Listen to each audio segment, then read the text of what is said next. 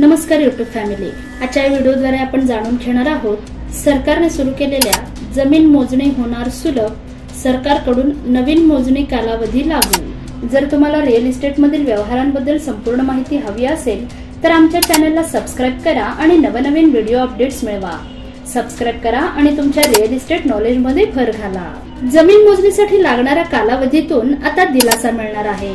यापूर्वी साधी तातडीची आणि अति तातडीची अशा प्रकारात मोजण्या होत होत्या आणि त्यानुसार शुल्क आकारले जात होते।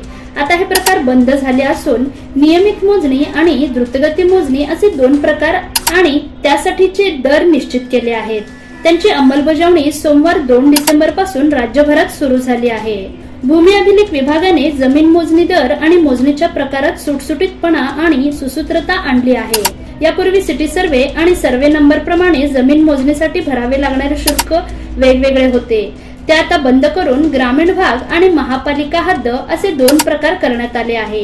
तसेच यापूर्वी मोजणीचे 3 प्रकार होते, ते बंद करून आता नियमित आणि द्रुतगती असे 2च प्रकार निश्चित केले आहेत। या निर्णयाची अंमलबजावणी 1 नोव्हेंबर पासून होणार होती, परंतु राज्यात विधानसभा निवडणुकीच्या कामासाठी भूमी अभिलेख विभागातील कर्मचाऱ्यांची नियुक्ती करण्यात आल्याने या निर्णयाची अंमलबजावणी होऊ शकली नाही। आता विभागाने या निर्णयाची अंमलबजावणी 1 डिसेंबर पासून लागू केली आहे। त्यामुळे नागरिकांना आणि बांधकाम व्यावसायिकांना जमिनीची मोजणी करून घेण्यासाठी लागणारा विलंब तसेच भरावे लागणारे जास्तीचे शुल्क यातून त्यांची सुटका झाली आहे। प्रशासकीय खर्चात झालेली वाढ लक्षात घेता प्रचलित मोजणी शुल्कामध्ये वाढ करणे आवश्यक होते। तसेच मोजणी प्रकार आणि कालावधीमध्ये विविध प्रकार निर्माण झाल्यामुळे जमीन मालकांमध्ये संभ्रम निर्माण होत होता, त्यात सुलभीकरण करणे आवश्यक होते। ही बाब विचारात घेऊन भूमी अभिलेख विभागाने हा बदल केला आहे। नेमके बदल काय झाले आहे ते पाहूयात। यापूर्वी साधी तातडीची आणि अति तातडीची मोजणी असे प्रकार होते। अर्जदाराला मोजणी किती लवकर हवी त्यानुसार शुल्क भरून मिळत असे।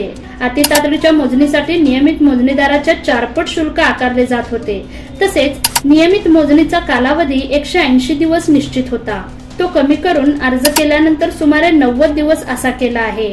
अति तातडीच्या मोजणीसाठी 15 दिवसांचा कालावधी होता, आता तो द्रुतगती मोजणी प्रकारात 30 दिवसात करण्यात आला आहे।